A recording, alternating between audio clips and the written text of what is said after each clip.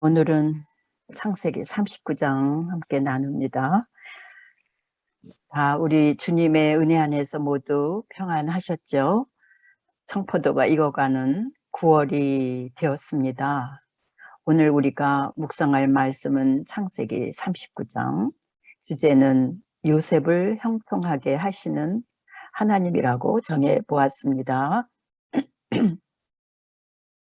저는 이 39장을 이렇게 자꾸 읽다 보니까 참 요셉이 좋아졌어요.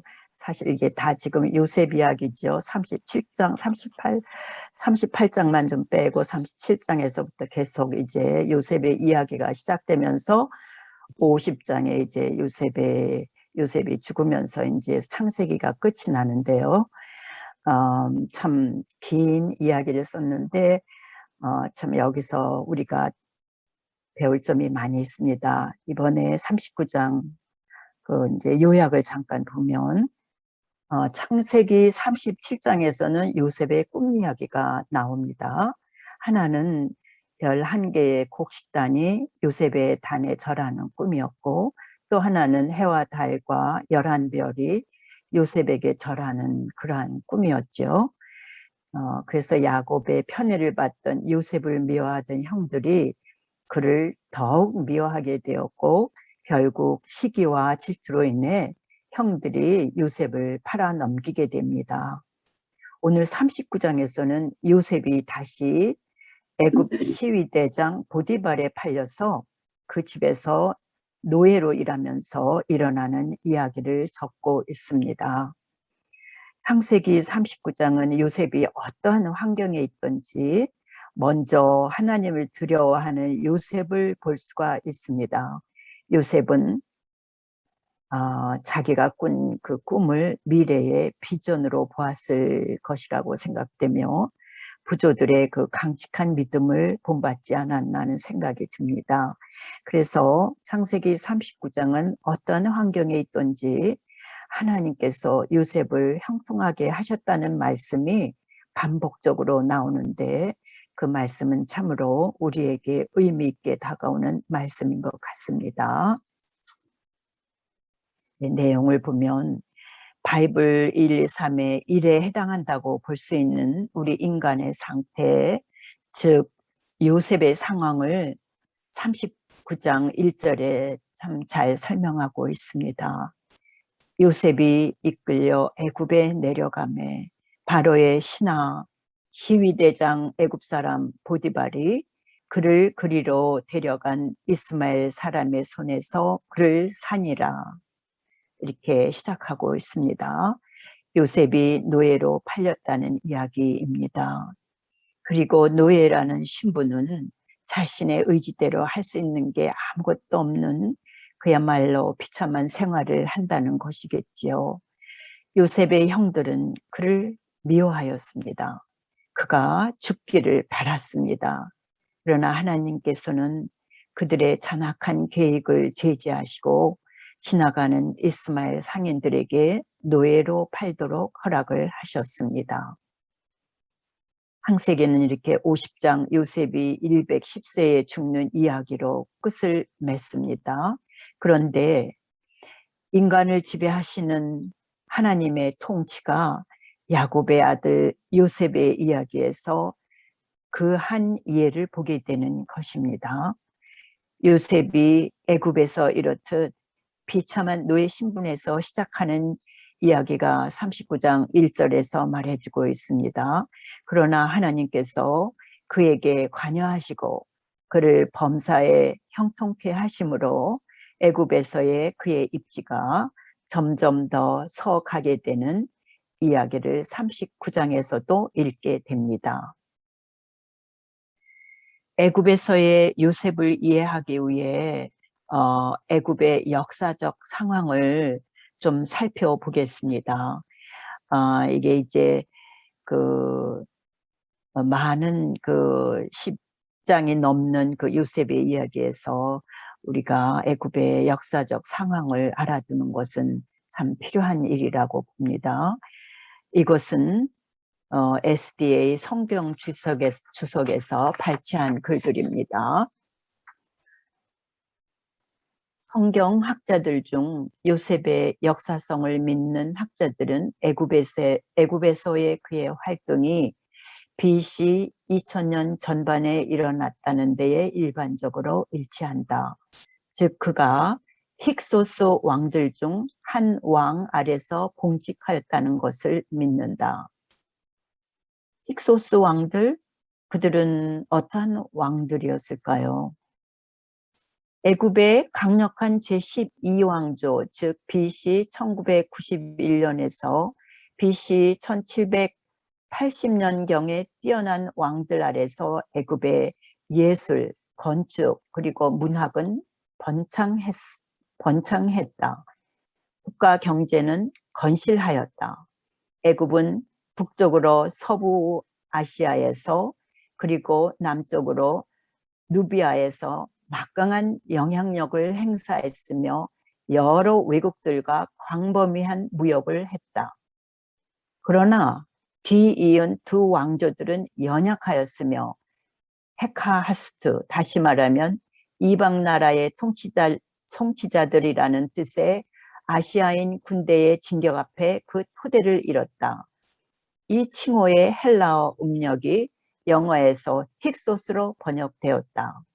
여러 힉소스 지배자들의 이름은 몇 개가 인도 유럽어 계통의 이름이지만 대부분 셈 계통의 이름을 지니고 있었음을 보여준다. 전승에 의하면 힉소스 지배자들은 제15왕조와 제16왕조로 나뉘었는데 이들은 나일강 삼각주에 있는 그들의 수도 아바리스에서 BC 1730년경부터 1580년까지 애굽을 통치하였다. 이 기간의 후기에 테베의 애굽인 통치자들이 힉소스족을 북쪽으로 밀어내며 애굽 전역에 그들의 영향력을 점차로 확장, 마침내 아바리스를 정복하고 힉소스족을 그 나라로부터 몰아내었다. 힉소스족은 남부 팔레스타인에 있는 샤루헨의 요새에서 또 3년을 저항했지만 다시 패배하여 마침내 북쪽으로 사라졌다. 힉소스족을 대항해 해방전쟁을 치른 애굽 본토인 통치자들, 즉 세케넬레, 카모세, 아모세는 제17왕조에 속하였다. 제18왕조의 강력한 왕들인 그들의 계승자들은 제국, 즉 신왕국을 건설하였는데 그 기간 동안에 출애굽이 있었다. 애굽인들은 아시아계 힉소스족을 심히 미워하여 권력을 회복하자 모든 힉소스족의 기념비들과 기록들을 파괴했으므로 그 결과 그들에 관해 알려진 것이 거의 없게 되었다. 그들의 왕들의 이름들, 그들에 대하여 빈정거리는 언급들, 그리고 해방 전쟁 때의 간단한 일화 몇 개가 남아있는 것이 전부이다. 요셉이 힉소스 시대에 살았던 것으로 보는 증거를 요약하면 다음과 같다. 1. 성경 연대기. 요셉을 대략 힉소스 시대 중기에 들 수 있다. 2. 말과 병거는 힉소스족에 의해 애굽에 소개되었으며 그들이 침입하기 전에는 그 나라에 알려지지 않았다. 말과 병거가 요셉의 이야기에 특별히 41장 43절과 46장 29절에 거듭 언급된다. 3.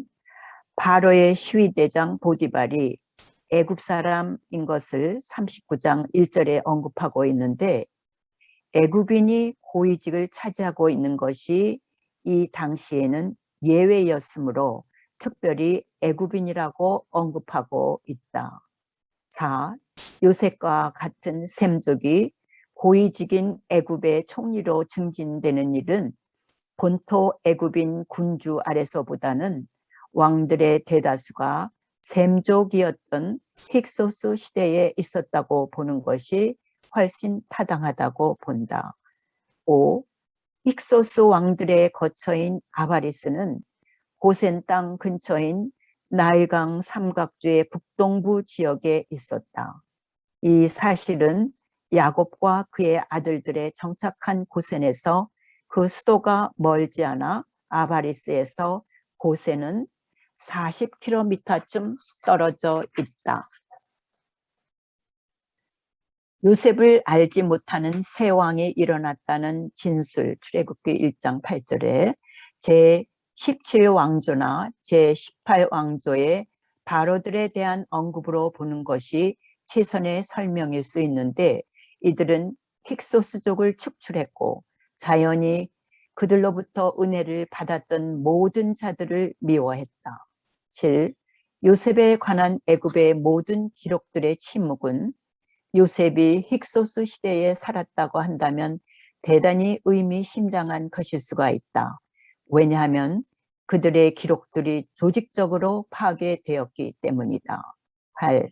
힉소스 이전 시대의 애굽의 기록들은 개인 기업과 땅과 가축의 사유권이 존재했었음을 보여준다. 제2중간기 시대 동안에 이 모든 것에 변화가 일어났으며, 따라서 우리는 애굽 본토인들이 권력을 되찾게 되었을 때 종교적 부동산을 제외한 땅과 가축들은 모두 국왕의 소유가 되었음을 알게 된다. 이런 변화에 대한 설명이 47장 18절에서 26절에서 발견된다. 이제 이러한 역사적 배경을 염두에 두고 저희가 이제 39장 2절 여호와께서 요셉과 함께 하심으로를 보겠습니다. 부유한 가정에 사랑받는 아들의 위치에서 사회적으로 노예 신분이 된 요셉에게 여호와는 여전히 그의 편에 계셔서 그의 손으로 하는 일을 축복하시고 번영케 하셨습니다. 요셉은 그의 주인의 권익에 대하여 충실하고 헌신적이었으며, 또한 가사의 임무를 수행하는 데 부지런하고 사력 있고 양심적이었습니다. 우리는 성공은 나태하고 게으르고 원칙 없이 사는 사람들에게 좀처럼 찾아오지 않는다는 것을 잘 알고 있습니다. 요셉은 여호와가 자기를 주목하고 계시다는 것을 의식하고 있었지만, 특별히 39장 9절에 보면요, 무엇보다도 땅에 있는 그의 주인이 그의 신실한 봉사를 인정한다는 것을 깨달음으로써 그에게 만족을 주지 않았을까 생각됩니다. 왜냐하면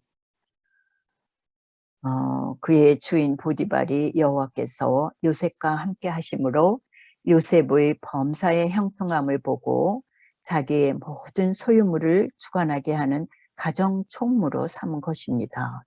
주인은 자기의 소유를 다 요셉의 손에 위탁하고 자기가 먹는 음식 외에는 간섭하지 않았다고 하였습니다. 아주 믿은 것이죠. 그런데 요셉은 용모가 빼어나고 아름다웠다라고 6절에 말씀하고 있는데, 이것은 신장에 준수하고 외모가 잘 생긴 것을 뜻하는 것으로 뒤에 이어지는 이야기에 서론이 되겠습니다. 후에 주인의 아내가 요셉에게 반해서 눈짓을 하고 동침하기를 청하게 됩니다. 쉽게 말하면 요셉과 바람을 피우자는 이야기겠지요.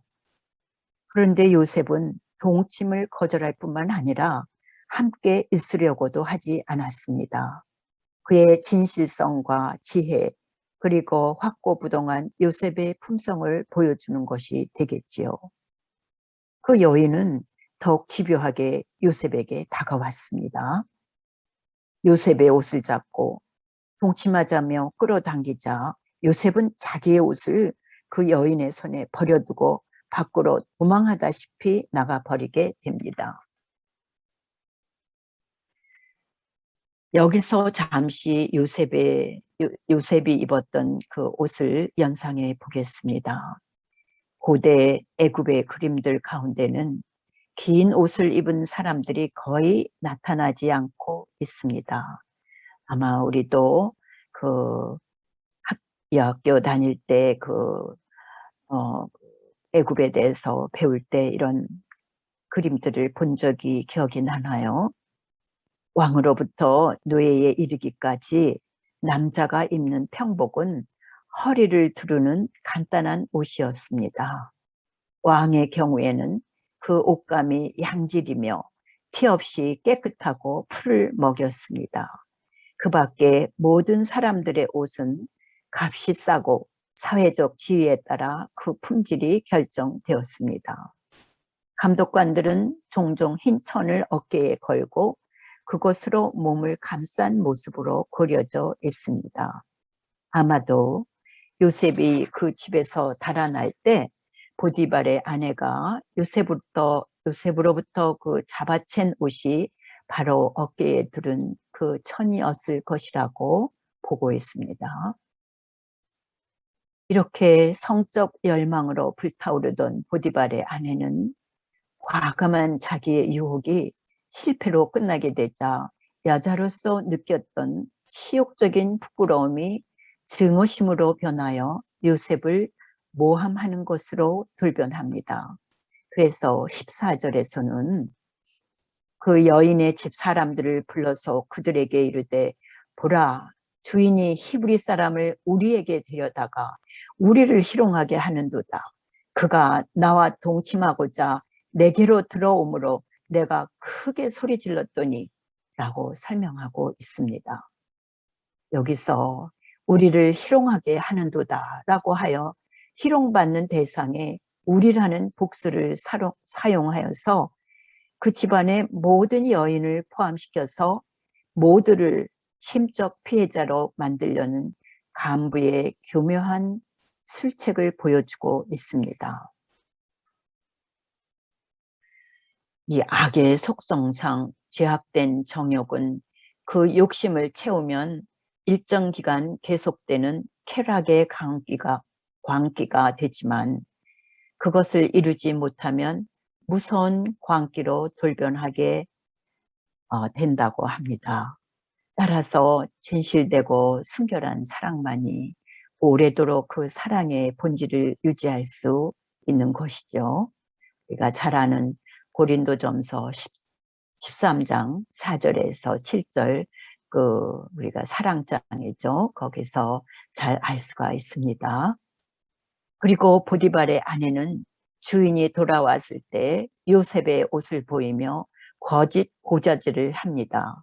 그래서 보디발은 요셉을 옥에 가두어 버립니다. 20절에 보면 요셉이 왕의 죄수를 가두는 옥에 갇히게 됨이라고 나와 있는데 고대에는 범죄 발생 시 그 자리에서 즉형에 처하거나 상해배상을 물리는 것이 관례였고 옥에 가두는 형벌은 거의 실시하지 않았다고 합니다. 따라서 보디발은 요셉을 미결수처럼 대우하려 했던 것이 틀림없는데 그것은 평소 보디발이 요셉의 성실한 품행과 가정에 끼친 공로를 기억해서 그렇게 행했을 수도 있고 또한 평소 품행이 단정치 않은 아내의 말을 그대로 믿지 않았다는 것으로 풀이할 수 있다고 합니다. 옥에 갇힌 요셉에게 21절에서는 여호와께서 요셉과 함께 하시고 그에게 인자를 더하사 간수장에게 은혜를 받게 하심에 요셉이 감옥 안에서 자신의 무죄함과 억울함을 항변치 않고 라고 기록하고 있습니다.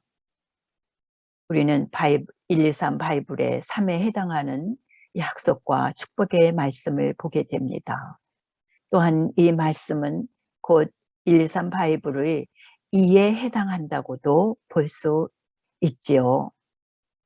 깊이 들여다보면 요셉이 하나님의 선하신 뜻 로마서 8장 28절에 그 선하신 뜻을 믿고 인내로써 기다리며 주어진 고난을 감수하였음을 나타낸다고 설명하고 있습니다. 이런 점진적인 과정을 거쳐서 처음엔 간수에게 좋은 인상을 심어주고 이것이 점차 계속됨에 따라 완전한 신임을 받기에 이르러 간수가 다 요셉의 손에 맡김으로 하였습니다. 이처럼 어떠한 처지에서든지 낙심치 않고 최선의 삶을 사는 자에게 하나님께서는 그곳이 비록 감옥이라 할지라도 그의 통치 영역을 확장시켜 주십니다. 계속 123 바이블의 2와 3을 볼 수 있겠습니다. 하나님의 신뢰를 받는 자가 대개 사람의 신뢰와 인정도 받는다는 말을 어떻게 생각하고 계십니까? 여호와께서 그를 범사에 형통하게 하셨더라. 우리 성도가 당하는 고통과 괴로움이 크면 클수록 하나님의 보호 역시 더 깊고 세밀한 곳까지 미칩니다. 따라서 성도에게 임하는 모든 일은 결국 합력하여 선을 이룬다는 로마서 8장 29절의 말씀을 상기하게 합니다. 창세기 39장에서 두 가지 사건을 통해 요셉이 어떠한 성품을 가졌고 또 하나님께서 그러한 요셉을 어떻게 인도하셨는지 우리가 살펴보았습니다. 이상입니다.